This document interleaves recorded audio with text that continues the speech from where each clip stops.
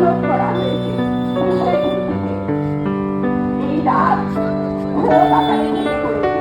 আজকে রাস্তায় শুধু আমরা নেই, আমরা এই অভিজ্ঞতা পেয়েছি যে এর আগে যখন আমরা দাঁড়িয়েছিলাম আমাদের সাথে সাধারণ মানুষ এসে যোগদান করেছে।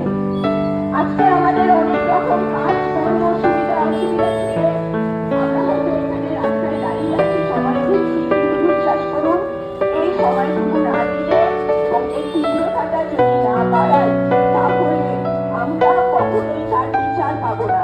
এবং এই বিচার যদি আমরা না পাই, আজকে আমাকে হতে পারে এই খুনের শিকার, কাল আগামীকাল আপনার বাড়ির মেয়েকে হতে পারে খুনের শিকার। ফলে আমাদের দাবি একটাই, আসুন আমরা মুখ্যমন্ত্রীর পদত্যাগ চাই। যেভাবে তথ্য প্রমাণ লোপাট করা হলো, তার কেন লোপাট করা হলো তার উত্তর চাই, দোষীদের শাস্তি চাই।